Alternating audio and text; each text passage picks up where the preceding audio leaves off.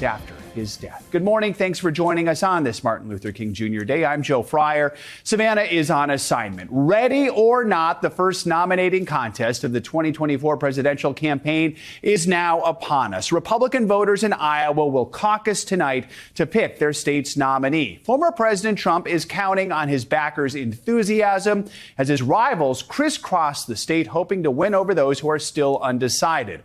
Hardy Iowa caucus goers will have to face dangerous sub-zero temperatures to show their support.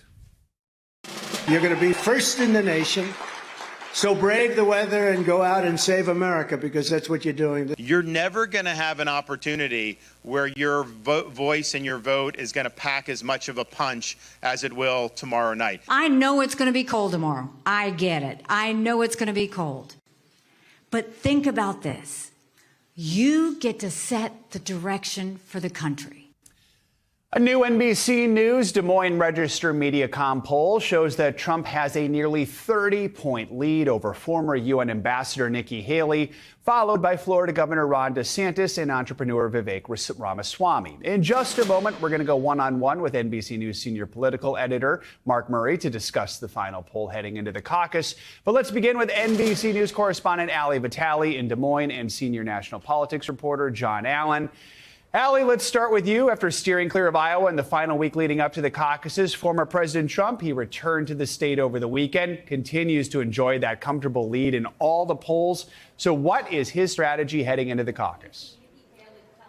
Well, look, Joe, he continues to enjoy that comfortable lead. He's had that, frankly, the entirety of this primary. He's also continued to be comfortable hitting down at whoever is in second, ensuring that that lead stays as large as it is right now. For him, we saw him over the course of the prior few months continually attack Ron DeSantis. That could be in part an explanation for why DeSantis has seen such a decline in the polls here in Iowa. Instead, we see DeSantis's momentum being eclipsed by that of former South Carolina Governor Nikki Haley, and that's probably why Haley was drawing the ire of Trump. It's something that the Haley campaign is certainly aware of, something that you hear Nikki Haley herself often dismiss as the fellas coming at her. But certainly this has been Donald Trump's strategy the entire time, not just fight his battles in court, which in theory should be a political liability. Instead, he's trying to turn that into an asset and something that helps coalesce his base around him. And he's also hitting back at whoever his nearest rival is, or really whoever his rival is. We've seen him spar with, I think, every single person left in the field at this point, even Vivek Ramaswamy, who has been sort of frenemy to him out here on the campaign trail. So it's Trump and everyone else, and I think Trump is making that known out here. All right. So, John, we know this is really then because of that largely viewed as a race for second place between Haley and DeSantis. What does a win look like in Iowa for either of those candidates, and what are their possible scenarios moving forward? Yeah, it's a great question, Joe. Number one, for either one of these candidates getting into second place, and when I say either one, I mean Nikki Haley and Ron DeSantis, winning second place is the big win. Then you could talk about margin a little bit.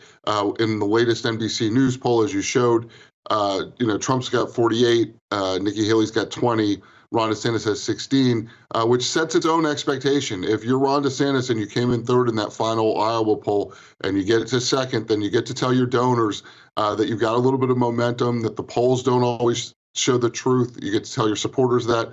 Nikki Haley, she comes in second here. She is right now in second place in New Hampshire, closer to Trump in New Hampshire than she is in Iowa. She gets to claim a bounce if she comes in second. But again, if you zoom out, the big picture here is that Donald Trump is the dominant force and the prohibitive favorite, not only to win in Iowa, but also to win the Republican nomination. So, Allie, with both DeSantis and Haley going back and forth at each other, trying to get those undecided voters, I know you got to speak with the former South Carolina governor recently. She didn't hold back. What did she have to say? Yeah, we spent some time with her backstage before one of her events yesterday, and she's not holding back when it comes to DeSantis. Of course, that's not exactly new. They're not holding back when it comes to each other. I think many of us watched that one-on-one debate. But DeSantis has unveiled a sort of new strategy, not saying that he's going to go next to New Hampshire after Iowa, but that he'll go immediately to South Carolina. It is a sort of challenge in Nikki Haley's home court, and one that I asked her about from her rival. This is what she said about it. I mean, he's only played in Iowa. He's invisible in New Hampshire. He's invisible in South Carolina. He's fourth and fifth place in both of those. I mean, I welcome him to South Carolina, but we're headed to New Hampshire. That's the next state that votes. Somebody might want to tell him that. There's that South Carolina charm of, I welcome him. It's like the equivalent of a political bless your heart, I think, Joe. But still, I don't think there's much love lost between these two candidates. And for Nikki Haley, she knows that her road to Trump goes through Ron DeSantis. It's why they're hoping for a second place finish here so that they can solidify the theme that they've been pushing towards the entire time. They want to now underscore it with results. The idea that it is Haley versus Trump, a one-on-one race for the Republican nomination, despite the fact, as John said, the forest from the trees here is that this is Trump's race to lose, period. Yeah, Allie, I don't think Haley and DeSantis are frenemies, as you described Trump and Ramaswamy earlier. So, John, we keep talking about the weather, how it could be a factor in turnout. We know Iowans, they're no strangers to this type of weather. Still, the high today in Des Moines is about -1. Might be harder for older people to get out. Your car has to start if you want to get someplace. So how could the weather really impact the race? It's the gigantic X factor here, Joe. I mean, when we've talked to folks who were, longtime political operatives in Iowa, talked to the campaigns, the consensus that emerges here is that that a lower turnout probably has more of an effect on Nikki Haley's base because her base is more loosely affiliated. If you look at the NBC News polling, her voters are less enthusiastic, or a smaller share of her voters are enthusiastic than, say, for Trump or for Ron DeSantis. She's got I think 43% of her voters say they would vote for Joe Biden, which means she's got a lot of independents and Democrats who are voting for her who may not be inclined to come out and vote for a Republican. If you are out in Iowa, you know that the roads are packed with ice. You mentioned the temperature of 1 below is the high. It is hard to explain how cold it is when you are below zero. Without a doubt. That is why both of you are starting this long day indoors. Ali Vitale, John Allen, we appreciate you both. Thank you so much for kicking us off this hour. Let's bring in NBC News senior political editor Mark Murray for a closer look at what we can expect. So Mark, break down the latest polling numbers for us with caucus day finally here. Just what stands out? Well, one thing that stands out is obviously Donald Trump's lead, 28 points over his nearest competitor, Nikki Haley. Joe, just to put that into perspective, the largest Republican non-incumbent margin of victory in the Iowa caucuses was 13 points by Bob Dole in 1988. Donald Trump, if this polling ends up holding, would end up doubling, if not even tripling that margin. And of course, we have the really close place for second place between Nikki Haley and Ron DeSantis. But Joe, what also stands out in the poll, and John Allen was just talking about this, is just the enthusiasm given the weather. And our poll breaks down that Donald Trump has a large lead when it comes to having the most enthusiastic backers. Then it's Ron DeSantis, and then well below that is Nikki Haley. And if Nikki Haley and Ron DeSantis are in a close place for second place, those enthusiasm numbers really could be determinative, Joe. Especially on a cold night like tonight. So, Mark, just what are some of the key groups, the key demos in the electorate that you're tracking as we head into caucuses that help us understand what's happening right now within the GOP, especially in Iowa? Yeah, when we talk about the Iowa caucuses, we always focus on evangelical Christians who make up about half of likely Republican caucus goers. And Donald Trump has an enormous lead. More than 50% of evangelicals in our poll back Donald Trump. Trump also has large leads among first-time caucus goers as well as registered Republicans. But where Nikki Haley is actually doing very well, and John Allen was just alluding to this, is among independents, where the race between Donald Trump and Nikki Haley is much closer. The one downside for Nikki Haley is that independents make up a smaller share of the potential electorate in these caucuses than registered Republicans do. And Mark, so far we have not seen former President Trump's many legal issues cut into his support. In fact, a lot of evidence, statistical and anecdotal, suggests the indictments are boosting his support. But the polling numbers, what are they telling us about that? We've been asking this poll question in our Iowa poll, Joe, over the last several months now, and it continues to show that 3/4 of likely Republican caucus goers think that former President Donald Trump can defeat Joe Biden despite the legal challenges that he faces. Just a sliver of the electorate, 23%, end up believing that the legal challenges make it nearly impossible to defeat President Joe Biden. So most, not all, but most Republicans who are going to be participating today have brushed aside the legal concerns for the former president. All right, Mark Murray setting us up perfectly for tonight. Thank you as always. We appreciate it. And tonight, stay with NBC News for all your Iowa caucus coverage. Kristen Welker, Hallie Jackson, and Tom Yamas will have live coverage and analysis all night long, starting at 7 p.m. Eastern right here on NBC News Now. Millions of Americans are waking up to below freezing temperatures this morning with an Arctic chill blanketing much of the country. Millions are under wind chill alerts. The weather even forced the NFL to postpone a playoff game in Buffalo this weekend. That game now scheduled for tonight. Still record-breaking low temps are expected for the next couple days. NBC News correspondent Jesse Kirsch takes us into the tundra. Joe, good morning from a blustery Grand Rapids, Michigan. You might be able to see the snow blowing across the screen right now.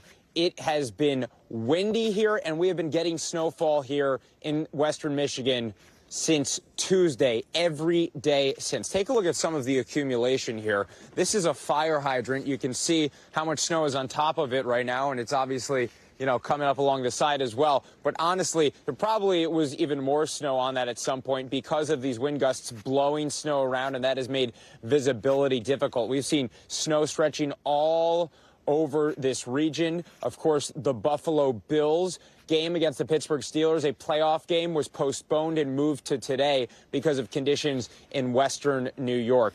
Unfortunately, this series of winter storms appears to be responsible for at least 4 deaths across the country, and there's more tough weather on the way. Much of the country could see temperatures 20 to 45 degrees below average today. Roads have been treacherous, and flights have been challenged as well. According to flight tracker FlightAware, there are more than 1,400 flights canceled that are tied to U.S. airports today alone. We do know officially that hundreds of flights over the weekend were canceled because of weather. So that new total for today, of course, could factor in any number of things. But there are travel issues across the country, and we know that it has been tough to get around because of the weather as well. And as I mentioned, we are not past all of this yet. Joe. All right, Jesse Kirsch, thank you so much. Let's bring in meteorologist Michelle Grossman tracking the dangerously low temps for us. Oh, Michelle, good morning. Good morning, Joe. It is dangerously cold out there. It's life-threatening in some spots. We have spots where if you're out for 5-10 minutes, you could get frostbite. So we're talking about temperatures feeling like -40 in some spots in the northern plains. And that's going to stay in place today, tomorrow, Wednesday. And then we have another round of Arctic blasts that's going to affect us for the rest of the week. So 105 million people impacted by wind chill alerts from the northern plains to the Ohio Valley. South central states were really chilly there. Temperatures feeling like below 0 in some spots. South central states also really chilly as well along the Gulf Coast. So we're dangerously cold right now. We're feeling like -47 in Minot right now. It feels like -36 in Duluth. So it's not just the air temperatures that's dangerous. You factor in winds that are gusting to 20, 30 miles per hour, and it feels much colder than that. Look as you go all the way down to Houston. It feels like 19 degrees right now, feeling like -8 in Fort Worth. We're not used to those temperatures there. Then as we go throughout the rest of today, we're looking at temperatures staying frigid today, tomorrow, Wednesday. We start to moderate a bit before we get that second blast by Thursday. So Buffalo, we're into the 20s Monday, Tuesday, Wednesday with that snow in place still. Sioux Falls, we're looking at 6 degrees Tuesday, Wednesday, 14 degrees. We're still chilly in Memphis. Temperatures below freezing Monday and Tuesday, right at the freezing mark on Wednesday. And that cold air is into Boston, too. Temperatures into the 30s, so just above freezing today. What does that mean? I know this is a big story. We've heard a lot about this. How will this impact the caucus? And we're looking at temperatures temperatures so frigid, at least the snow has stopped. We're looking at temperatures, the wind chill, -32 in Fort Dodge. Same story in Mason City, Spencer, Iowa. We're looking at -37. So really, really frigid temperatures it's going to be howling to, with the winds blowing 20 to 30 miles per hour. So that's the big weather story today. The second big weather story today, we're looking at winter alert. So we have lots of cold air in place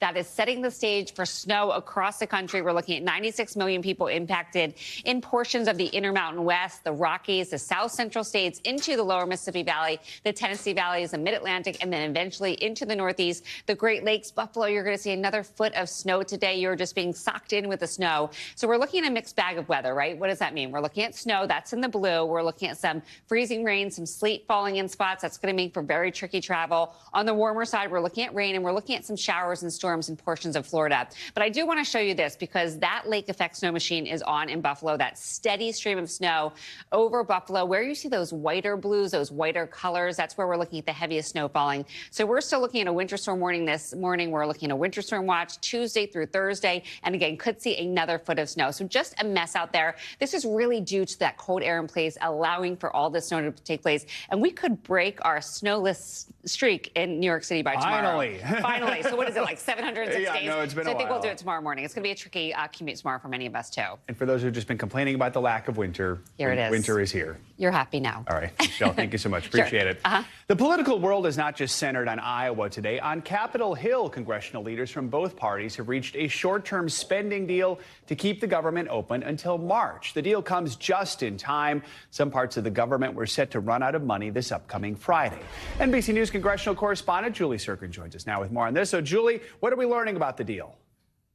Yeah, hey, Joe, good morning. Well, this is going to be structured effectively the same as that last stopgap government funding measure that took us into these two deadlines, the first of which you point out coming this Friday. So basically that moves that deadline, January 19th, to March 1st, and then it moves the second deadline that would have been hit February 2nd down to March 8th. That's keeping that structure intact because some of those hardline conservatives in the House took Johnson at his word that he would not pass another short-term spending bill. They are nervous that the Senate, led by Democrats, could jam them with a big omnibus spending package. They want to make sure that House conservatives know they're still going to pass these items in two different buckets. So this is good news, averting that deadline potentially coming up at the end of the week, but they still have to get an agreement to pass it in the Senate and the House, and that inclement weather will certainly make that tricky, with lawmakers set to return tomorrow night, Joe. Yeah, so Speaker Johnson held a call last night with House Republicans to discuss the negotiations. Do we at this point have any indication on whether he'll have the votes needed from his own party to get this passed before Friday's deadline?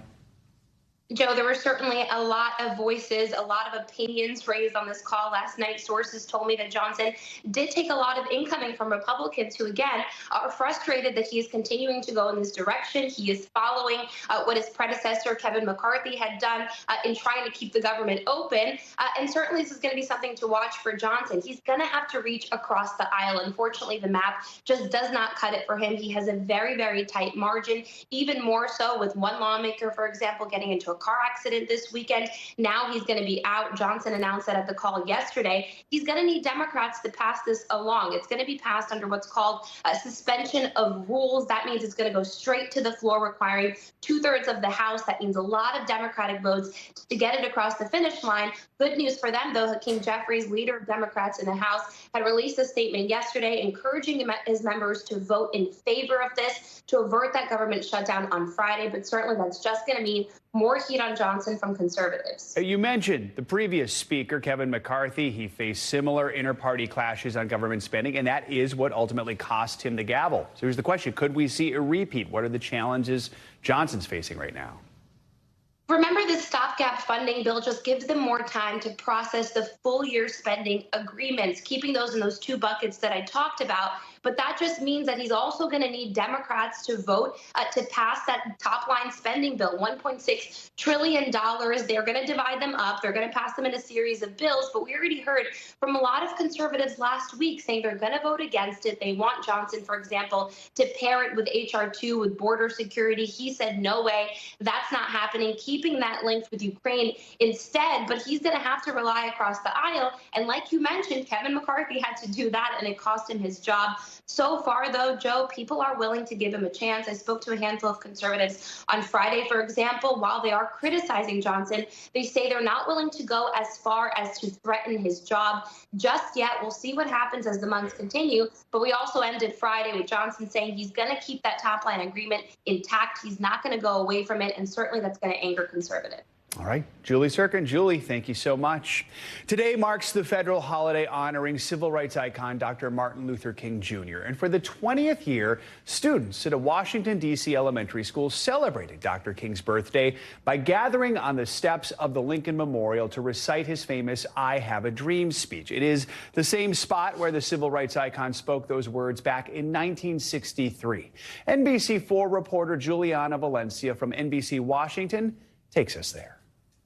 A real-life lesson in civil liberties and racial healing. I am happy to join with you today in what will go down in history as the greatest demonstration for freedom in the history of our nation. In front of the steps of the Lincoln Memorial, these fifth graders recite line by line Martin Luther King Jr.'s "I Have a Dream" speech. Signed the Emancipation Proclamation. An annual tradition for the National Park Service and D.C.'s Watkins Elementary School, which has brought students out of the classroom for this lesson for the last 20 years. The opportunity for our students to stand on the steps to deliver the message around injustice, equality, and their role that they play. Every child preparing months for this moment. Like really nice for me to be practicing for those days and then finally get to let it out. Demi and her friend Charlisa giving their own speeches. I believe that if we come together hand in hand, like thousands stood hand in hand 61 years ago, we will accomplish great things. Focused on two issues Martin Luther King Jr. spoke about: teamwork and gun violence. What makes gun violence stand out is that it is the top cause of death for children in Washington, D.C. Dr. King stood up and spoke out to help Black community progress into what it is now. I would like to continue his legacy by changing my community to come together against gun violence. The day after the Martin Luther King Jr. holiday is known as the National Day of Racial Healing. We spoke with a Howard University law professor who spent years studying racial justice about the state of our nation. I don't believe the healing has even entered its most important phase, which is the phase of repair. And as far as reaching Martin Luther King Jr.'s dream, it's very clear that we have not reached Dr. King's dream. And we're going to see that likely in full effect this year in 2024, this election year. For these children looking at history with fresh eyes, there is hope for the future. Our thanks to Juliana Valencia for that report. Today, the celebrations and commemorations continue on what would have been Dr. King's 95th birthday. Every third Monday in January, we remember the man whose dream of equality still inspires so many. MLK Day is the only holiday designated as a national day of service. And on this day, Americans are encouraged to reflect on the fight for racial equality and to give back to their communities. Joining us now to help commemorate his legacy is Michelle Duster. She is the great-granddaughter of journalist, educator, and civil rights leader Ida B. Wells. Michelle, good morning. Thank you so much for joining us. So, little history here. Legislation to honor MLK Jr. It was first introduced days after he was assassinated, but took 15 years before the holiday was approved by the federal government. Just talk to us about, in your mind, what is the significance of this day? I think the significance of Martin Luther King Jr. Day is for the nation to reflect on what the full potential of the country is for all of its citizens. We should talk about what is happening right now in current times when it comes to Dr. King's legacy. Officials in several states are seeking to ban the teaching of Black history and African American studies in the battle of what's been called critical race theory. Talk to us about the fight for equality right now and where you think it's headed. I think right now things are a little concerning because, you know, everybody in this country should learn all of the history of this country in order for everybody to have the same perspective of who we are and where we can be. We just heard from an expert a moment ago who said we still haven't reached Dr. King's dream. What do you think it's going to take to get to that dream? I actually think education is the key, because I think the more that people know the truth about what happened and what can happen, the more that we can come together as a people and work together towards one focus and one dream. As we continue in the fight for equality, just what are some of the ways, especially today, that people can honor Dr. King's legacy? Obviously, service, find an organization that you can do some volunteer work with, but also even on a more simple level, just figuring out a way to be kind to somebody who doesn't look like you. We need to find humanity in all of us. What is your main message to people who have a day off and maybe sometimes forget about why they have today off? I think just reflecting on what this country can be for everybody. Everybody in this country should have the same opportunities to live up to their full potential. And so we need to work together as a country in order to make that possible. All right. Michelle Duster, thank you so much for joining us this morning. We appreciate your time. This morning, Israeli forces are showing no signs of easing up their assault on Gaza, bombing targets across the entire Palestinian enclave 100 days into the war with Hamas. Over the weekend, Israelis marked the milestone by marching to demand the release of the remaining hostages. Around half of the 240 captives have been released so far.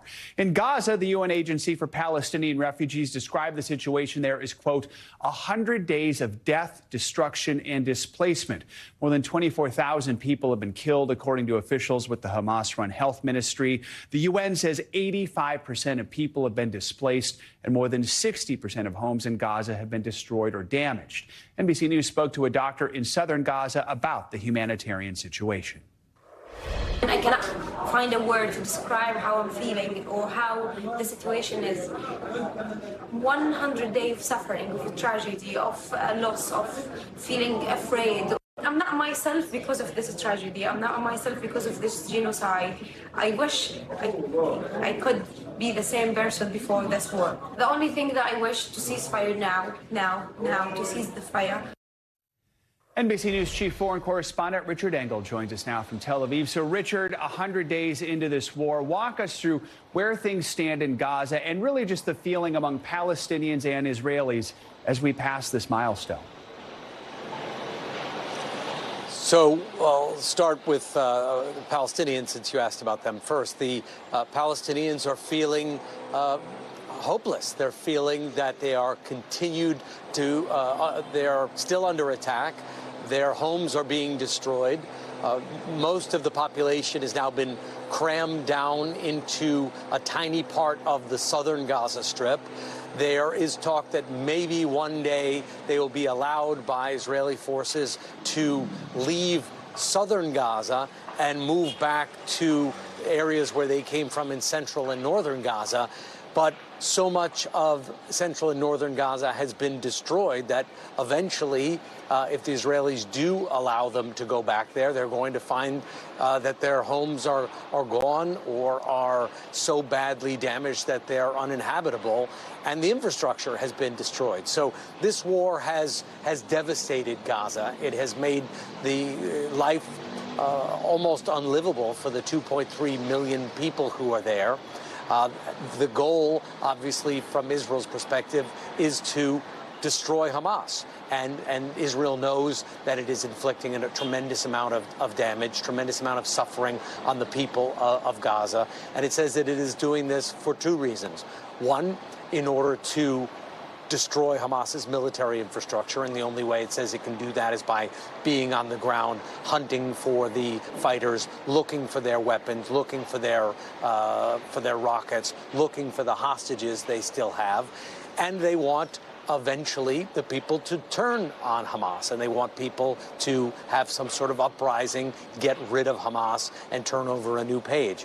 But what we are seeing based on interviews that we've been doing in Gaza, and Gaza is sealed off. Journalists can't operate inside unless they were already there. And there's a small group of very dedicated, very brave Palestinian journalists who've been working there since this began at enormous personal risk, and many of them have been killed. But if you weren't in Gaza when the war began, you haven't been able to get inside.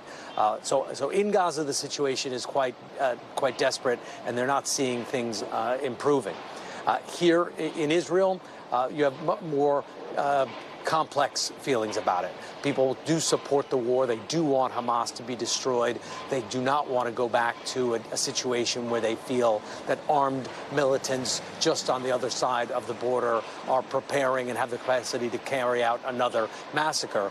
But they also are infuriated with their government. They're angry with Prime Minister Netanyahu, who they believe has not taken full responsibility for intelligence failures that led up to the Hamas attack or the Israeli military's response after it, and they do not believe he's done enough to try and get the hostages out. And there's still about 100 living hostages, according to the government. Richard, yesterday Hamas released a video clip. It shows 3 Israeli hostages, and the group says it's going to reveal their fate today. We should mention NBC News hasn't been able to verify the video, but what more can you tell us about this? The video was very cryptic. Hamas teased it by saying, we will say more about the hostages later, and it said that Israel has been lying, that the government has been lying. So we don't know exactly what they're going to say.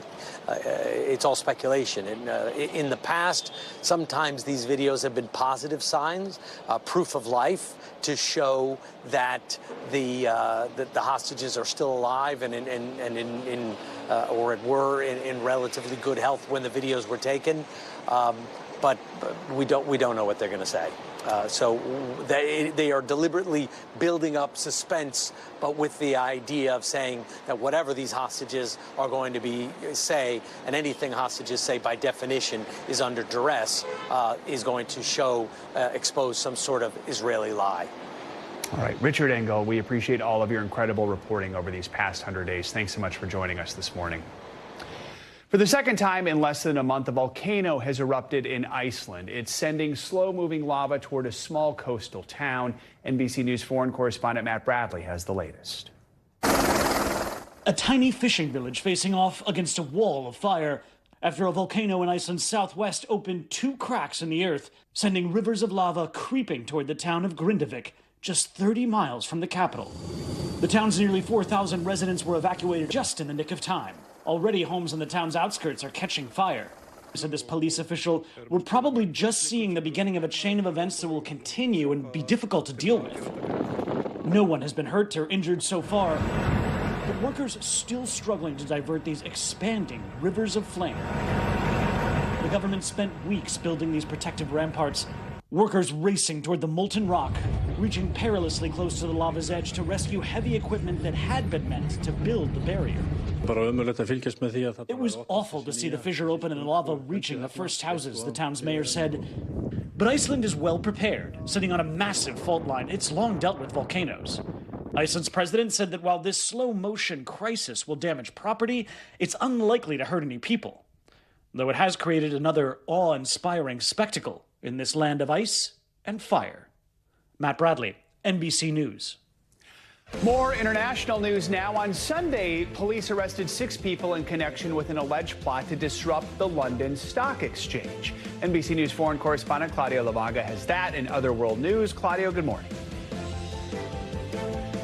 Good morning, Joe. That's right. Investigators in London say that 6 pro-Palestine activists tried to actively stop or block the stock exchange in London from opening for trading by locking themselves into the building. Now, the police have not publicly identified the suspects, but say that all 6 were between the age of 26 and 31. Officials also say they are in contact with the City of London police and other forces across the UK to block any possible disruptions in the coming days. This, of course, comes on the heels of a 100-day marker since Hamas's deadly attack on Israel, sparking a war that has claimed thousands of lives, particularly in Gaza.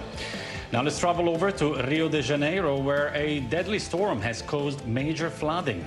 So far, nearly a dozen people have been killed. Mayor Eduardo Paes called the situation an emergency, urging people to stay home for safety. Northern Rio was hit particularly hard with landslides, drownings, and even electrocutions. Bus lines and several metro stations were closed because of water on the tracks. Some parts of the city received a month's worth of rain, typical for January, in just 24 hours. And we end our short tour of the world in Taiwan, where reactions is pouring in following a huge election win by the Democratic Progressive Party's presidential candidate Lai Ching-te. Lai's party champions Taiwan's separate identity from China. Meanwhile, China maintains that they see the island as an extension of themselves.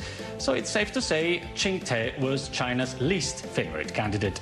His win now causing a bit of a verbal sparring between countries, with Taiwan accusing China of making, quote, fallacious comments, while China also criticized the U.S. for congratulating the winner. Our awards between countries that certainly did not help any already shaky tensions. Joe, back to you. All right, Claudio, thank you so much. We're back with alarming new numbers released by the CDC on the high number of flu cases we're seeing this season. The CDC says so far the U.S. has seen 14 million cases with nearly 10,000 deaths. NBC News senior national correspondent Stephanie Gosk explains why so many people are getting sick. Flu season is raging. Fever, aches, and runny noses, especially in the South. We had a very early start to our flu season. Dr. Andy Shane is the head of infectious diseases at Children's Healthcare of Atlanta, where cases of COVID and both flu A and flu B are up. She says the flu vaccine appears to be working this year. The problem is people aren't getting the shot. Vaccination rates of children are much lower this year. Uptake of vaccination has been less. The CDC says numbers of outpatient flu cases decreased last week, but they have remained higher than expected since November. Altogether, this flu season, there have been 14 million cases and nearly 10,000 deaths, numbers back to pre-pandemic levels. Deadly illnesses are hitting even those young and healthy, like Quentin Thomas, a 27-year-old father of 3 who died last week after his family says he contracted flu A and B at the same time. Your son was otherwise a very healthy young man, right? He's a healthy, hardworking young man. I mean, it's just hard to believe. It's too fast. It's too sudden. His distraught father, Robert, telling us Quentin was unvaccinated. Are you going to go get vaccinated now? Yeah, I probably think I am. Definitely am. I got grandbabies around that, I love. And they go father. Vaccines remain the best defense, according to doctors. They really are the optimal way and the sort of foundation of all of the efforts that we recommend to prevent the transmission of flu and COVID. Our thanks to Stephanie Gosk for that report. If you do get sick, physicians say only go to the hospital when breathing becomes difficult. They say you should visit the doctor if you're experiencing other symptoms. Otherwise, protect others and stay home. Now to a serious call to action from the American Red Cross, which says the need for blood is urgent. According to the Federal National Blood Collection and Utilization Survey, the percentage of teens and young adults giving blood has steadily declined, with blood donations among 16 to 18-year-olds dropping by 60% from 2019 to 2021. Because of those declining donation numbers, the Red Cross says that over the holidays, it had 7,000 fewer units of blood on hand than were needed by hospitals. NBC News medical reporter Erica Edwards joins us now with more on this. Erica, good morning. So what are officials say is behind the reason for the decline in young adults giving blood, and how worried are they about this drop in donations? Good morning, Joe. Yeah, they are very concerned. Part of the reason for this decline has been rule changes that the FDA has put into place over the years about who is qualified to give blood. Tweaking the minimum height and weight measure requirements and raising the level of hemoglobin in the blood. Experts say those rules were essential, right, to protect donors. Hemoglobin, for example, contains iron, which tends to be a little bit lower in teen girls and young women. So raising that level needed to donate was meant to reduce the risk that they would become iron deficient after they would donate blood. But what happened was young people were turned away from donation sites and simply never went back. Joe? So we know the Red Cross has tried a number of campaign efforts to try and bring in more donations. What have been some of those campaigns, and have they had any impact? Yeah, so one of the most popular campaigns occurred a year ago. People who donated blood received a T-shirt with the Peanuts character Snoopy acting as Joe Cool on it. Now, it may sound silly, but it blew up on social media. More than 70,000 people under age 35 gave blood just to get one of those Joe Cool shirts that you see there. I remember I got a Joe Cool shirt when I was young because my name is Joe, and people thought that would be a fun gift. All right, so Erica, COVID, what role has that played in the decline of young people donating, and how is the Red Cross working to try and address that? You know, blood centers really rely on high school and college blood drives to increase their supply. Of course, that stopped when schools went remote. The Red Cross says that many of those schools that held blood drives pre-pandemic simply have not resumed those programs. Joe. All right, Erica Edwards, appreciate your reporting. Thanks for joining us this morning.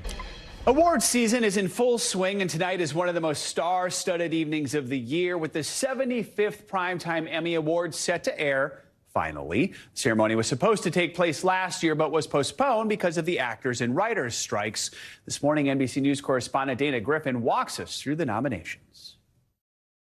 Are there any positives about the nightmare we've shared? The not-so-annual 75th Primetime Emmys has a good excuse for being delayed. TV's biggest stars will grace the small screen after months of Hollywood strikes, forcing last year's Emmys, which normally airs in September, to move to January. The last time the Emmys had to press pause was more than 20 years ago after 9/11. And that means this year we get 2 of them. I'm back. HBO's hit drama Succession dominating with 27 nominations, likely to bring a revolving door of talent on stage, closely followed by The Last of Us and The White Lotus. Whenever I stay at a White Lotus, I always have a memorable time. Always. Since many of these shows have come and gone with finales and new seasons, viewers may be tuning in for different reasons. The one thing that I love about award shows is the unpredictability. So whether it's a surprise reaction or somebody showing up that we didn't think was going to show up. 1, 2, 3, Ted Lasso is the most nominated comedy, but it has a tough matchup against Golden Globe winner The Bear. This is a terrible idea. As well as Abbott Elementary. Welcome back, dorks. There's serious competition in the Best Dramatic Actress category from Sarah Snook from Succession, Kerry Russell in The Diplomat, and Elizabeth Moss in The Handmaid's Tale. Bringing the funny lead actress in a comedy, including Quinta Brunson from Abbott Elementary, Jenna Ortega from Wednesday, and Natasha Lyonne from Poker Face. I take a map, I pick a spot, and I head there. The Emmys raising a glass to cast reunions from Cheers and The Sopranos, a tribute to iconic sitcom producer Norman Lear, and for the first time, Anthony Anderson hosts. So I can check that off my bucket list. With an all-African-American production team at the helm. Our thanks to Dana Griffin for that report. The last Emmys drew the lowest audience in the history of the telecast with 5.9 million viewers. Tonight, the award show has direct competition for viewers as the Tampa Bay Bucks face off against the Philadelphia Eagles in a wild card playoff game, not to mention coverage of the Iowa caucuses. Welcome back. Last night, Miss Colorado Madison Marsh was crowned Miss America 2024. The 22-year-old is the first active U.S. Air Force officer to compete in the pageant. Her accomplishments don't stop there. She's also currently pursuing a master's degree in public policy at the Harvard Kennedy School. Marsh wins $60,000 in tuition scholarships and the chance to travel the country as Miss America brand ambassador. Congratulations to her. To sports now, in day 2 of the Australian Open Tennis Grand Slam now underway. Defending champion Novak Djokovic battled through his longest ever first-round match, beating an 18-year-old Croatian qualifier in 4 sets. On the women's side, coming off her U.S. Open victory, Coco Gauff cruised through to the second round. Hall of Fame tennis coach and author Rick Macy joins us now, also a friend of the show. Rick, good to have you with us. So let's start off on the men's side with Djokovic. He said yesterday's match was like playing myself in a mirror. That's high praise from the Joker. What did you make of his performance? Can anyone stop him from getting an 11th title at the Australian Open? Well, first off, I think this guy has a lot of potential, Joe. I don't know what you think, but no, he's the ultimate sportsman. I love how he complimented the 18-year-old. It's the first Grand Slam. It's a little tricky, but at the end of the day, he got the W. You know, you got to remember, if we back the truck up, this guy has 24 Grand Slams, 10 Australian, 7 Wimbledon, 4 U.S. Open, 3 French, 98 singles titles, and he's been number 1 407 weeks in 13 years. 83% winning percentage. So he is the guy to beat. But once he gets into these tournaments, 3 out of 5, that's definitely his calling. He is the billion-dollar tennis player. And I just co-authored a book, with Dr. Niver, Harvard graduate, billion-dollar mind. But he is the epitome of mental strength. If anyone can beat him, who do you think it is?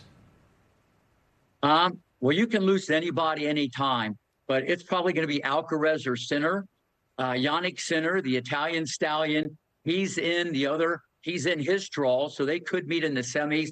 Alcaraz, he's on the other half. So Sinner is the guy because he's beaten him before. And if you've been there, done that, that gives you a lot of confidence. All right. On the women's side, a little more comfortable in the first round for American hopeful Coco Gauff. How impressed were you by her game? Can she do it again? Can she win another Grand Slam here? She definitely can do it again. She's been on fire since the summer. She's won 30 out of 34 matches. She has a lot of confidence. You know, she's a little nervous in the first round, like everybody. But remember, she's 19 years old. And that's what people forget about her. She has a tough draw, a lot of tough matches, but she can do it because she's an Olympic sprinter with a racket in her hand. If she hits a bad shot, she has enough speed to get there and produce quality off of quality. I forgot that too. She's 19 years old. It's incredible what she's accomplished already. So, Rick, we've talked about some of the big names in the tournament. Is there anyone else you're keeping an eye on, watching out for, someone who might be ready to step up into the spotlight here? Yeah, well, it's interesting. Sophia Kenin, who I actually coached, the scariest little creature I ever coached at age 7. She actually plays Iga Swiatek in the first round.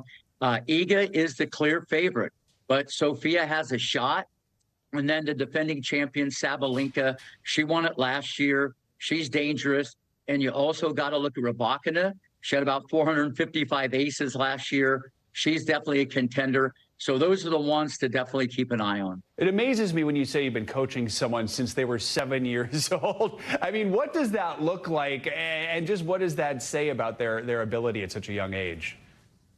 Well, Kenin, just like I saw in the Williams sister, they kind of had that mental box checked. It was different. But Sophia, I had a lot younger, and she had that already checked. She could just plug in. And when you already have the mental part, and you can get that later, because the brain, it reasons later on in life. Serena didn't have that, but it was amazing. I mean, she was locked and loaded and ready to launch. And I even said at age 7, this little girl's going to win a Grand Slam someday. And she did win the Australian 2 years ago. Wow, incredible. I still don't have that checked. All right, Rick Macy, good to see you. Thanks so much for joining us this morning. We appreciate having you on. Good to see you, Joe. All right, that's going to do it for this hour of Morning News Now. The news continues right now.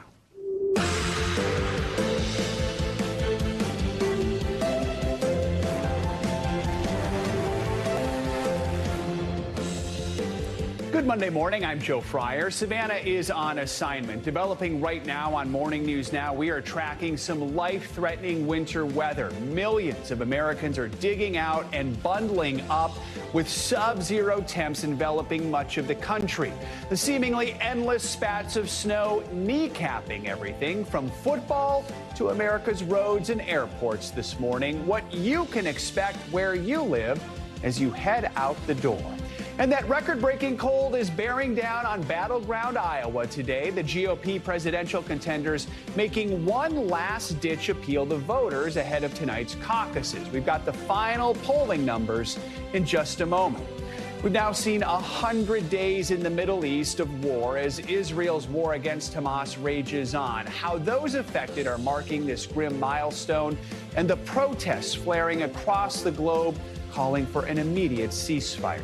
And later in the hour, we are flipping the script with the Emmy award-winning filmmaker Rudy Valdez. His new Disney Plus docuseries will have you singing your heart out for one inspirational choir. Excited to bring you that conversation. We're going to begin this hour, of course, with the severe winter weather that is gripping the nation. Several states are already reporting record low temperatures, and those temps are expected to stay below freezing over the next couple of days, putting millions of people at risk.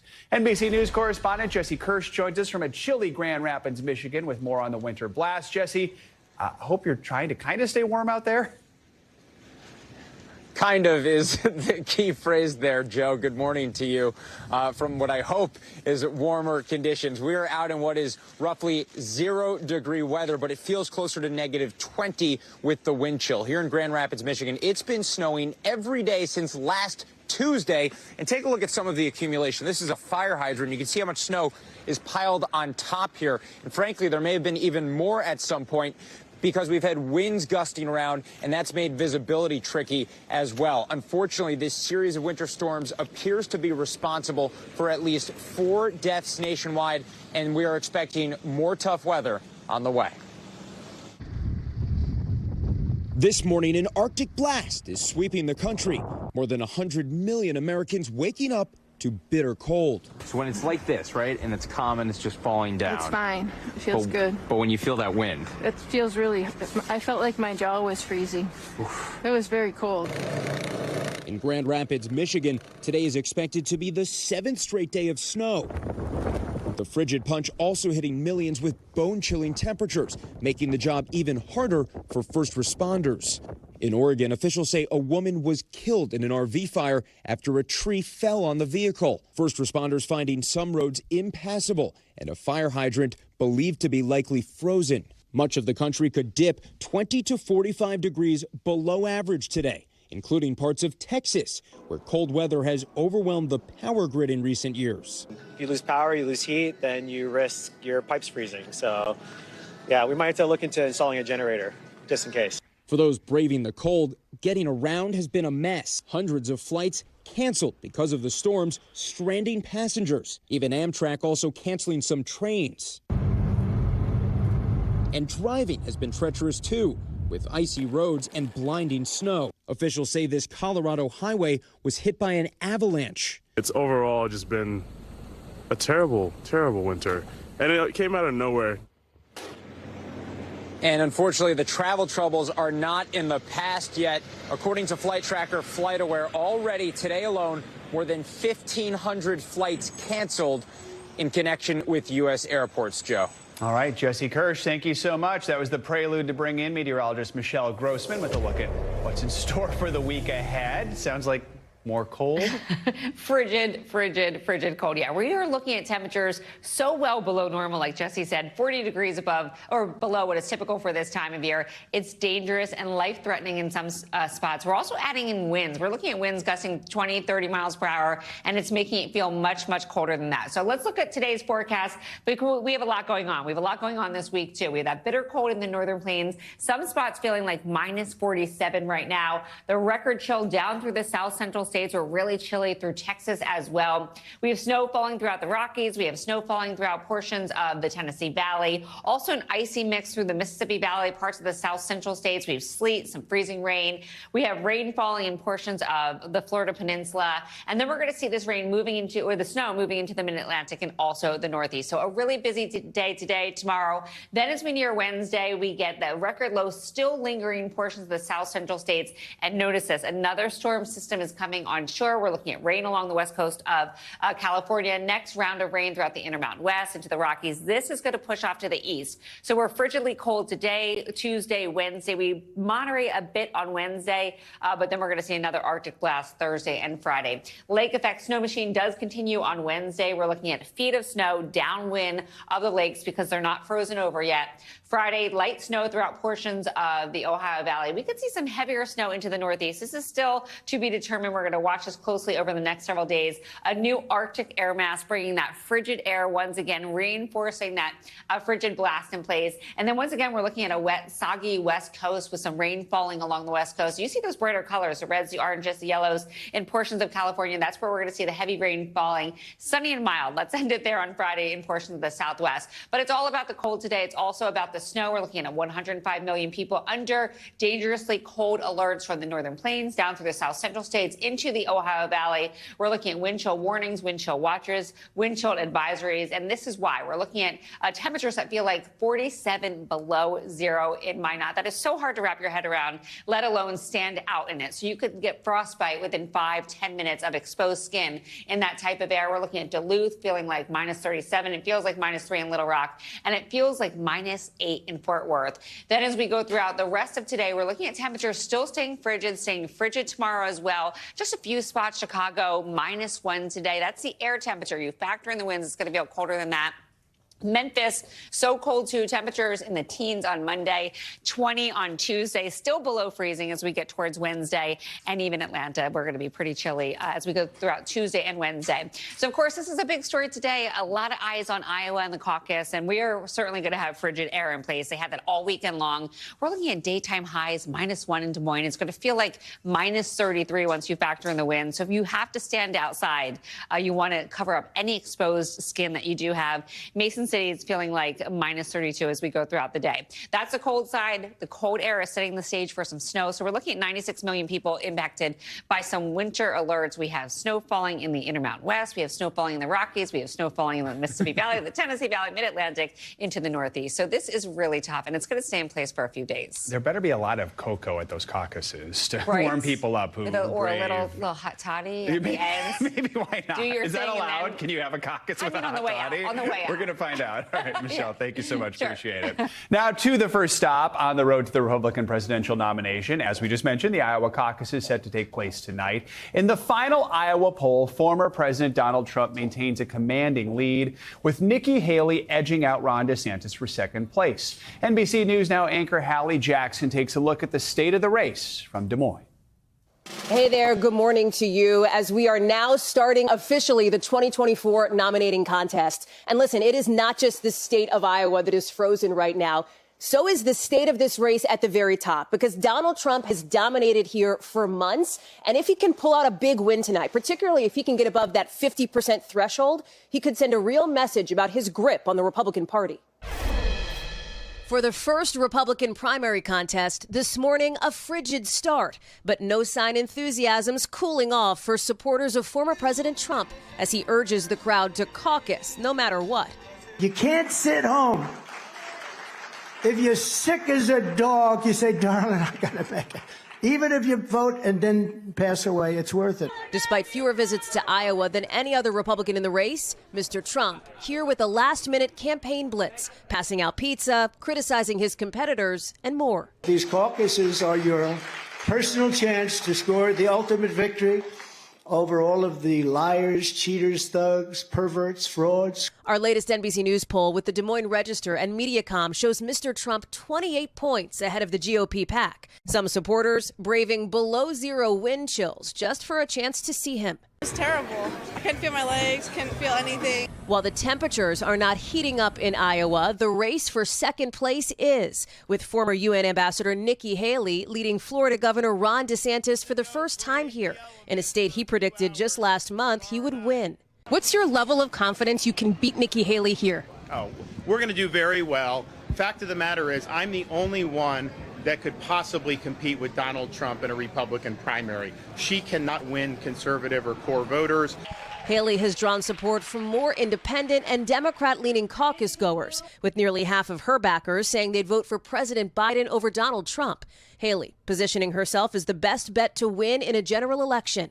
The only way we're going to win the majority of Americans is if we elect a new generational leader and leave the negativity and the baggage behind it. An argument that appeals to first-time conservative caucus goers Corey and Kim Christensen. It really is an electability argument for me, and so I like that she's doing really well in New Hampshire. So the momentum factor. Yeah, the momentum, I think, makes a difference for me.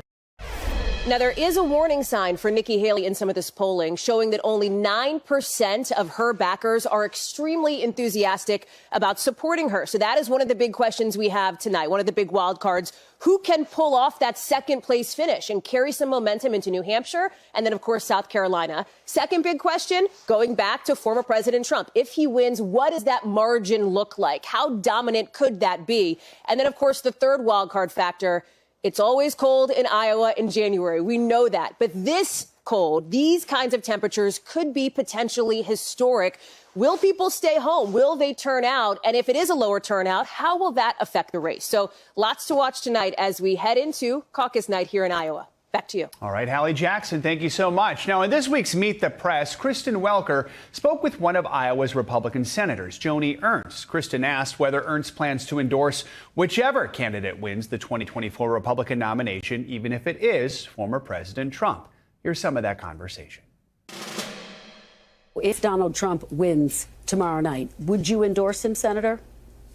Well, again, I am not going to say that. I need to review the candidates very carefully. We'll see the margin. I guess I am assuming that President Trump wins, but it could be any one of these fantastic candidates. So, again, we'll see who emerges. I've made up my decision on who I will caucus for. It is a private ballot, and I would expect that we'll have a very good turnout. But, again, Kristen, I'm not going to tip my hand to who I might be supporting. All right. Well, has Donald Trump asked for your endorsement, Senator? I have had a request from just about all of the candidates. So again, I'm not endorsing, and we'll keep those discussions private. And you're not ruling out endorsing Donald Trump, though, if he wins or if he wins the nomination?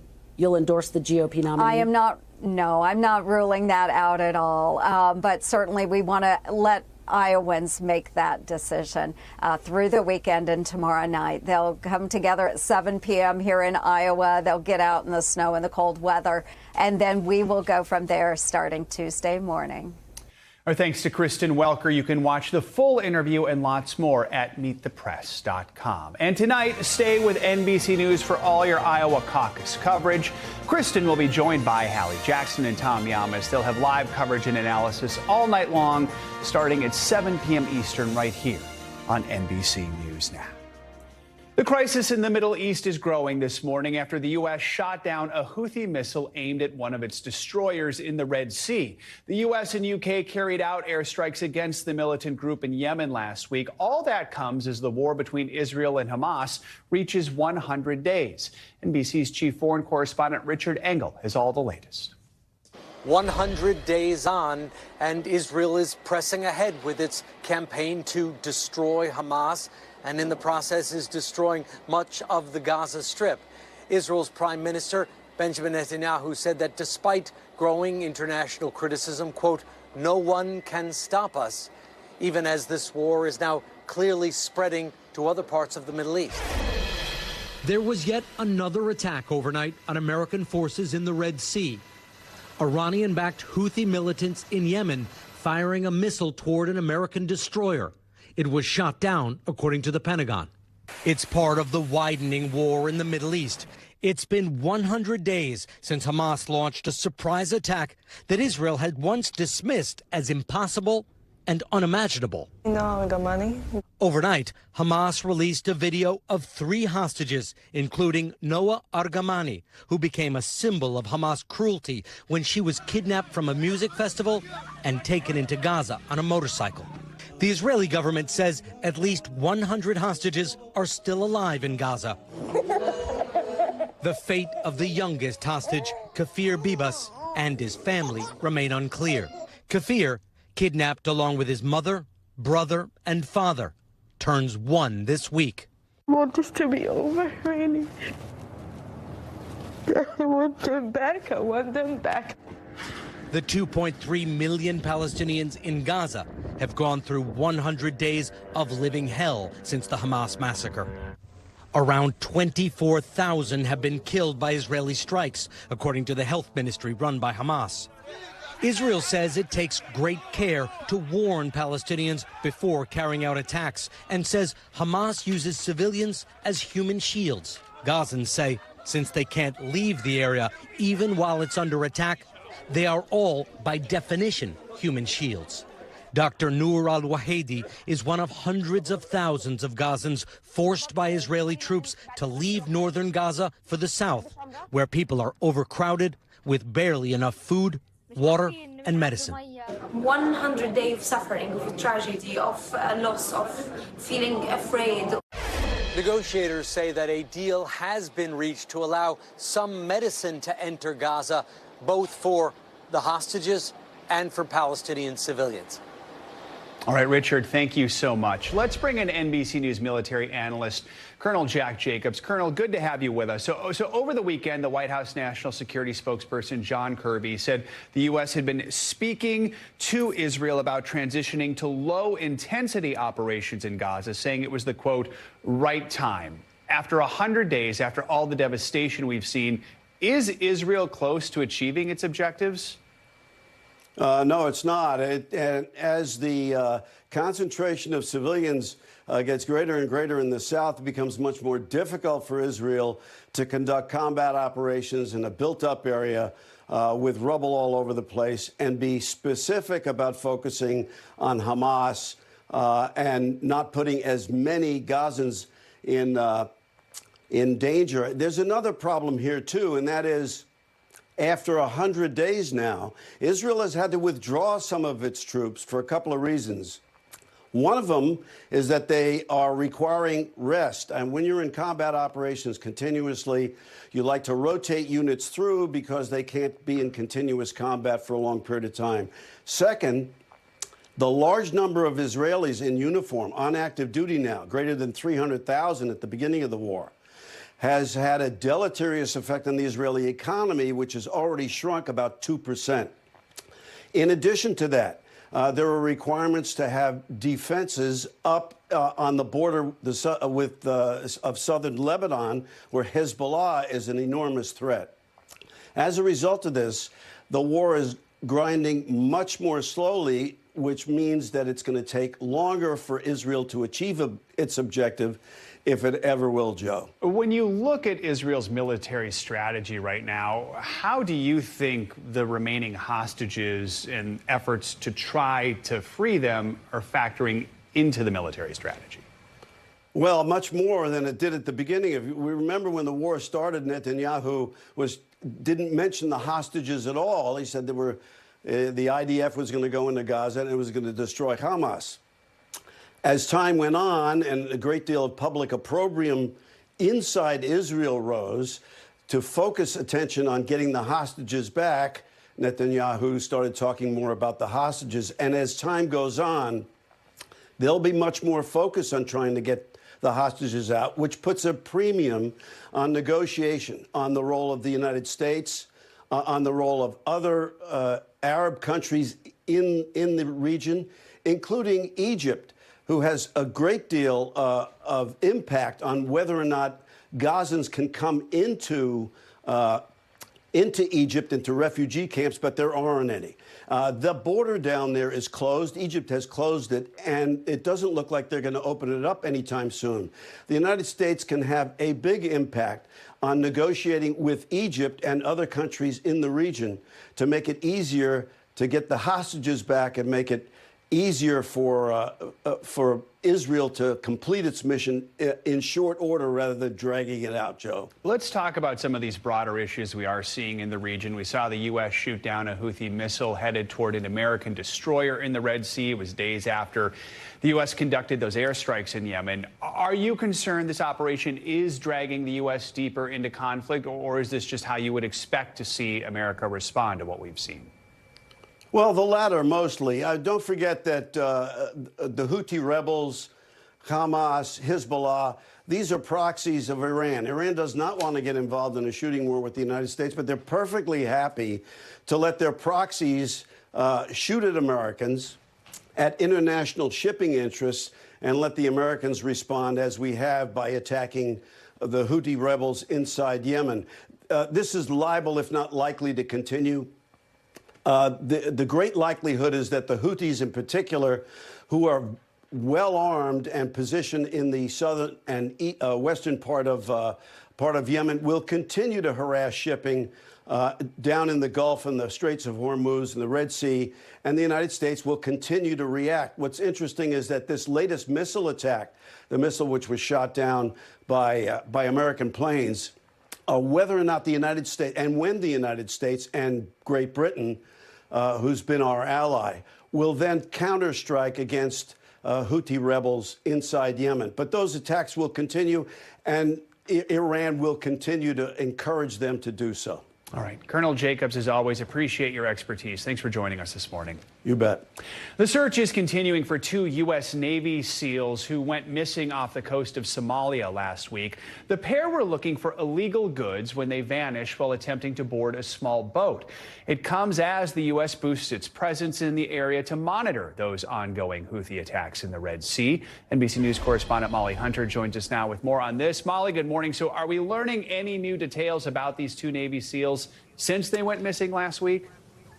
Joe, good morning to you. Now, the information we have this morning is that unbelievably search and rescue efforts, remain underway this morning. So 2 U.S. defense officials have told NBC News basically what happened was that a SEAL team was attempting to board a boat, as you just mentioned, suspected of carrying illicit goods, possibly weapons, last week in waters off the coast of Somalia during a nighttime mission when one of the SEALs slipped and fell overboard in rough waters. Now, Joe, the second SEAL then dove in to help. That is protocol, attempting to rescue the first sailor, but both disappeared into dark water. As of this morning, the U.S. military says they're still searching for them by air, by sea. But at this time, Joe, their identities have not been made public. So, Molly, there's a lot going on right now in this part of the world. A lot of people might be wondering, are there any connections here between the missing SEALs and what we were just discussing with Colonel Jacobs, the ongoing Houthi attacks nearby in the Red Sea? Exactly right. And as you just discussed, and as we can see on the map, it is all in the same neighborhood. The Gulf of Aden is right off the coast of Yemen. It leads right into the Red Sea. On this specific raid, though, U.S. defense officials say there is no direct connection. This SEAL team was not part of Operation Prosperity Guardian, what you guys were just talking about. That is the international coalition defending against the Houthi attacks in the Red Sea. And National Security Council Coordinator John Kirby yesterday said this was a normal operation by the U.S. military that has been going on for some time in an effort to stop the flow of weapons and supplies to Yemen, where, of course, the Houthi militant group is based. Joe, it is a very busy and active neighborhood. Joe. All right. Molly Hunter, thank you so much. We're back with more fallout from the Alaska Airlines mid-air blowout. This morning, the Federal Aviation Administration says it's increasing oversight of Boeing's production line. That starts with preliminary inspections of about 20 737 MAX airplanes. NBC News senior correspondent Tom Costello joins us with those details. Hey, Tom, good morning. Hey, Joe. So Boeing is very much in damage control. Airline confidence in Boeing, quality control has plummeted.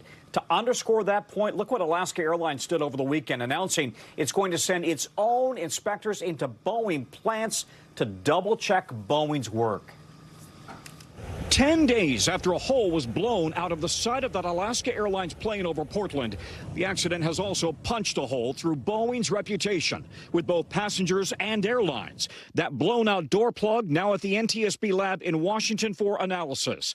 As a critical Boeing customer, Alaska says it will now send its own inspectors to check the quality of Boeing's work. Alaska writing in a statement, "We will also enhance our own quality oversight of Alaska aircraft on the Boeing production line to validate work and quality." That move comes after the FAA announced it will not approve the MAX 9 to fly again until it's confident the plane is safe. In a statement, the FAA saying after reviewing Boeing's proposed inspection and maintenance instructions, the FAA determined it needed additional data before approving them. This is a brand new aircraft. It has just come off the line and it had significant problems. And we believe there are other manufacturing problems as well. This latest black eye for Boeing comes 5 years after those 2 deadly MAX 8 crashes overseas killed 346 people. The MAX 8 grounded for 2 years. There's no doubt that the confidence that airlines have in Boeing at this time has been diminished as a result of this incident, as well as previous incidents. It's a cumulative effects that has been plaguing the 737 MAX. Scrutiny also expanding to include Spirit Aerosystems, which manufacture the fuselage for Boeing with that suspect door plug already installed. Spirit Aerosystems has struggled with quality for years. We're not going to point fingers there. because, yes, it escaped their factory, but then it escaped ours, too. In a statement, Spirit Aerosystems says, as a company, we remain focused on the quality of each aircraft structure that leaves our facility. Former Boeing whistleblower Ed Pearson, who testified before Congress on the MAX 8, says he does not believe Boeing has addressed its core problems. Even if a supplier makes a mistake, does something wrong, Boeing is supposed to catch it. It's supposed to make sure that that doesn't happen. The FAA says it will review the first 40 MAX 9 door plug inspections before proceeding with the rest of the 171 grounded planes. That means, Joe, United and Alaska must cancel hundreds of flights each day. They're trying to use different planes when they can, not to inconvenience customers. But at this point, there is no clarity, no timeline from when the MAX 9 might fly again. It really changed over the weekend. I don't think the FAA is in any rush. Wow. All right. Tom Costello, thanks for that update. Appreciate it. International headlines now. North Korea claims it just completed another hypersonic glide missile test. NBC News foreign correspondent Claudio Lavanga has that and other world news. Claudio, good morning. Good morning, Joe. That's right. Kim Jong-un is on the move again, and that hypersonic glide could soon become one of the fastest and most accurate weapons in the world.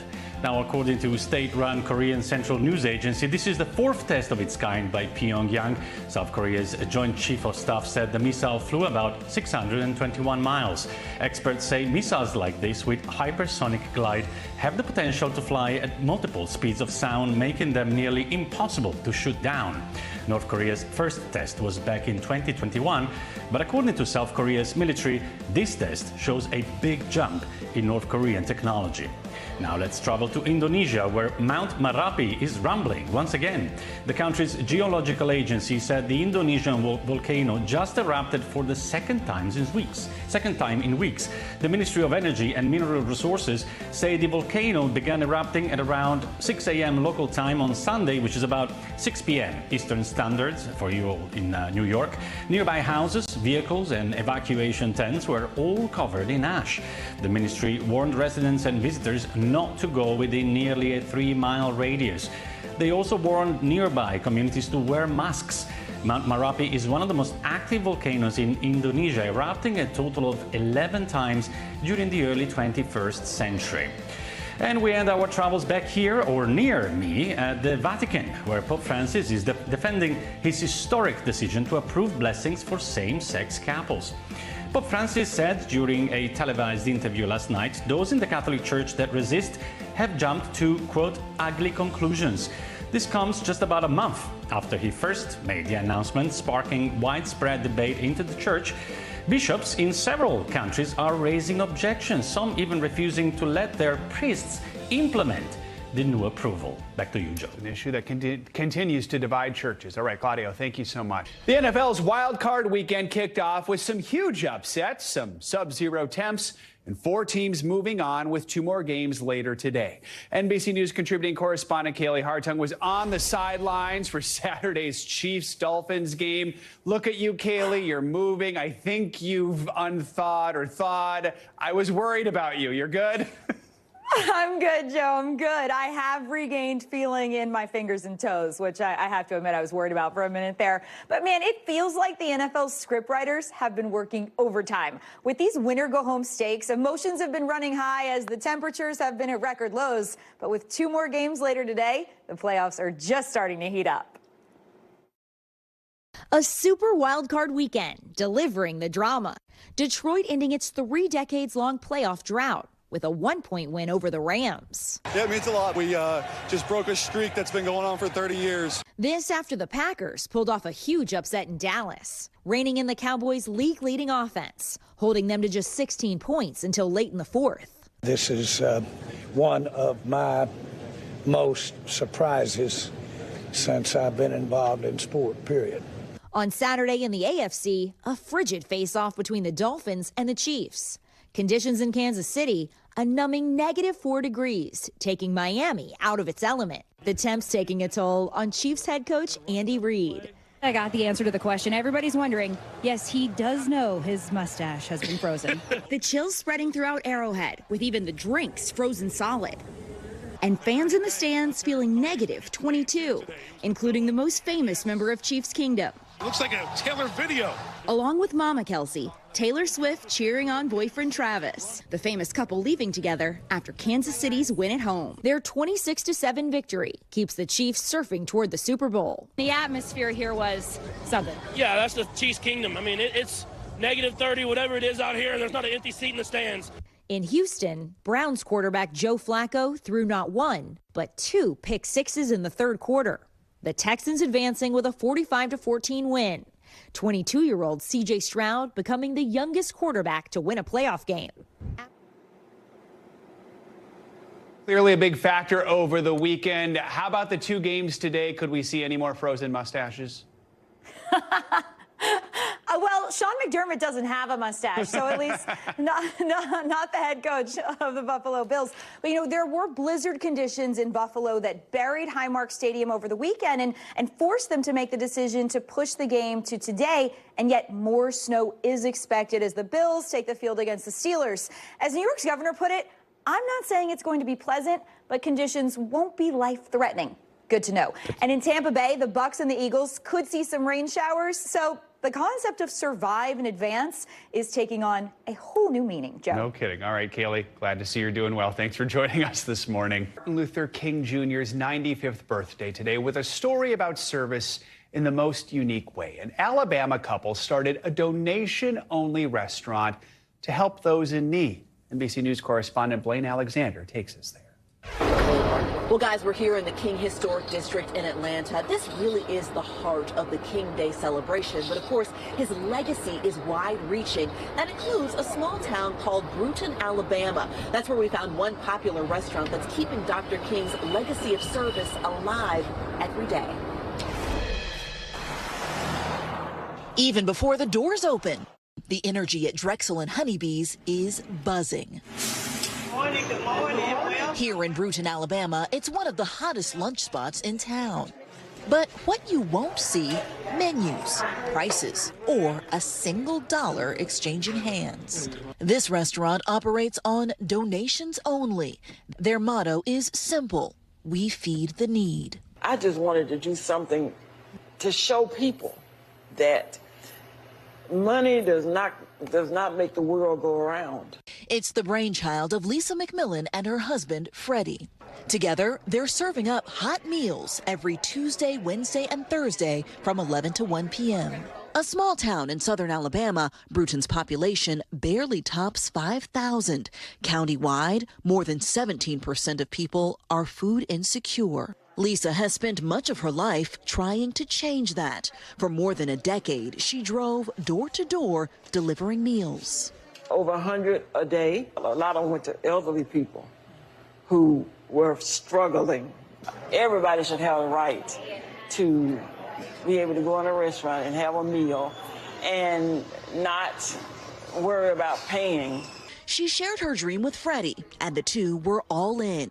Together, they took half of their retirement fund to bring Drexel and Honeybees to life. So when you first told your friends and family about this, they thought we were crazy. People were telling us, how y'all gonna open up a restaurant and people don't pay when the ones that's charging people going out of business? 6 years later, this is the daily lunch rush. They even had to recruit a little help.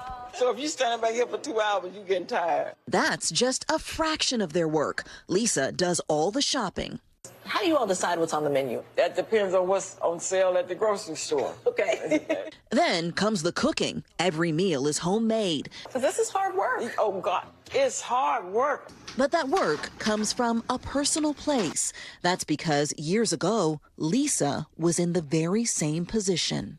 I was pregnant and no food. When somebody was barbecuing, and I smelled it, and I just started crying because I didn't have anything to eat, and I don't want anybody to go through that. That's why she pours her heart out here. Today, Drexel and Honeybees gets an annual grant to help keep doors open, but the bulk of the support comes from the kindness of strangers. A lot of people come here to share a story, believe it or not, to take a hope. We have a bunch of people that normally wouldn't socialize with each other, and now they're friends. And her customers feel it too. The meal's just like the extra. That's right. Donation is the big part. That's right. Help the needy. The food is great. It's good. Every day the food is good here. But the real heart of the place, Lisa says, is the donation box. Tell me about these partitions here. Okay, the partitions were put up here to make sure everyone had their own little private place to come. That privacy, she says, is the only thing that keeps some customers coming back. We had to set it up where they could keep that pride, keep it intact. And that's what we did. Some days she finds $1,000 inside, others just a few coins, but always the handwritten notes. Thank you. Because of you, a family of 4 ate today. We don't find a whole lot of money in there, but we find everything we need in there to keep going. And she plans to keep going for a long time to come. And every year I ask God, give me 20 more years, Lord. 20 more? 20 more years. That's right, 20 more years. These doors will never close. And Lisa and Freddie are committed to that. They say the doors will never close at Drexel and Honeybees. In fact, believe it or not, they're still putting in their own money to help keep the doors open. They say that they'll use the rest of their retirement if they have to. Now, of course, that is such a special place. Another special aspect about it is the volunteers. They say there are people who come from as far away as Indiana and Maine. They say that they see the place on social media and they come down because they just want to be a part of something special. Back to you. Back last night, Oppenheimer was the big winner at the 29th Annual Critics' Choice Awards. The Christopher Nolan movie took home 8 trophies, including Best Picture, Director, and Supporting Actor, while Barbie was right behind with 6 awards, including Best Comedy and Best Song. The award of Best Actress was given to Emma Stone for the film Poor Things, and Best Actor awarded to Paul Giamatti from The Holdovers in the TV categories. The Bear, Succession, and Beef all won several awards. You might see the same thing happen tonight at the Emmys. All right, it has been 20 years since Mean Girls first made its way onto the big screen. And now a musical rendition of the classic story by Tina Fey is proving to be box office gold again. Here's NBC News entertainment correspondent Chloe Malas. Hey there, Mean Girls was Queen Bee at the box office this weekend, dominating theaters across the country. And while some moviegoers might have been surprised to hear Regina George sing, the success of the new film is showing that many are changing their tune about movie musicals. Dance break. From the new Mean Girls, my name is Regina George, to the fresh take on The Color Purple, to Timothée Chalamet's reimagined world of pure imagination in Wonka. Movie musicals are having a comeback and hitting all the right notes with viewers. Get in, loser. Over the weekend, Mean Girls dominating at the domestic box office, raking in an estimated $28 million. We've had a movie, then we had a Broadway musical, now we have a movie with music. The new film, an adaptation of the Broadway show based on Tina Fey's 2004 cult classic. It definitely doesn't feel like a filmed Broadway show. It's very like music video style shooting. It feels very fresh. Wonka, a prequel to the original 1971 film, also seen green, now grossing more than $500 million worldwide. While the new musical version of The Color Purple, produced by Oprah and Steven Spielberg, had the largest Christmas Day opening for a film since 2009. For years, similar films have seemingly fallen flat at the box office, including Spielberg's rendition of West Side Story in 2021. All the more reason why some studios appear to downplay the musical factor. Trailers for Mean Girls and Wonka largely stripped of any new music. Number what now? Allow me to refresh your memory.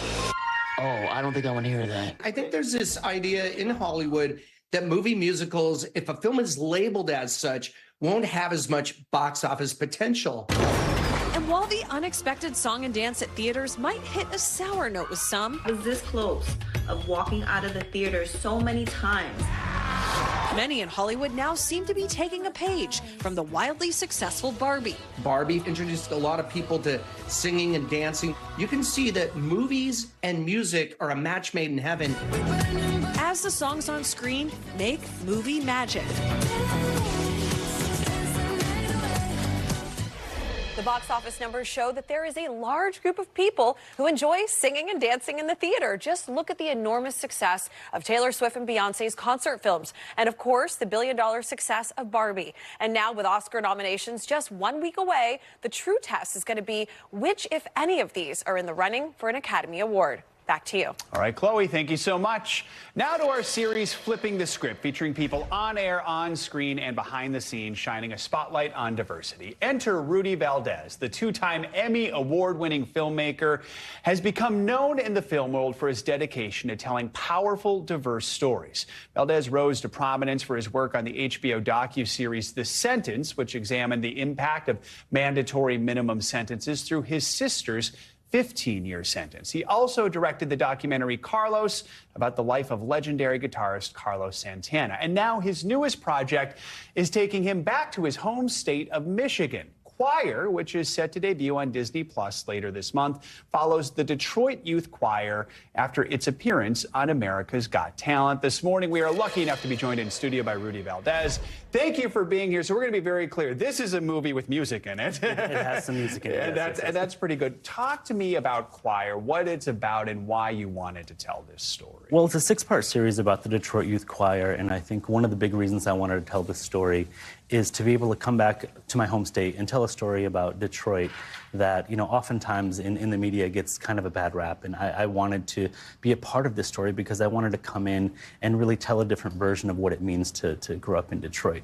I'm not from there, but I have many people that I know that live there and have had wonderful lives coming from there. And I'm like, there's always another version of that story. And I wanted the kids to be emblematic of Detroit and let them share with you what it's like to be from there. It seems to be a thread to the work you do, is telling stories about communities where often maybe stories aren't told about them, or the stories that are told don't really tell the full story. Why is that so important? I mean, I think it's representation. I think, you know, part of what's important about being a storyteller and being a storyteller of color is that, you know, we're finally able to come in and tell our versions of what it's like to grow up in this country. And you know, they don't always have to be tales of woe. They don't always have to be these sort of rags to riches stories. Like, we can just be great. We can be great without an asterisk. And I want to go out there and tell these stories in that manner. Is there a moment from Choir, without giving too much away, that just really stands out, or a message you think that's really going to permeate? I mean, I think what's amazing about Choir is, you know, many people know the Detroit Youth Choir from AGT, and they see this snippet of the greatness that they are.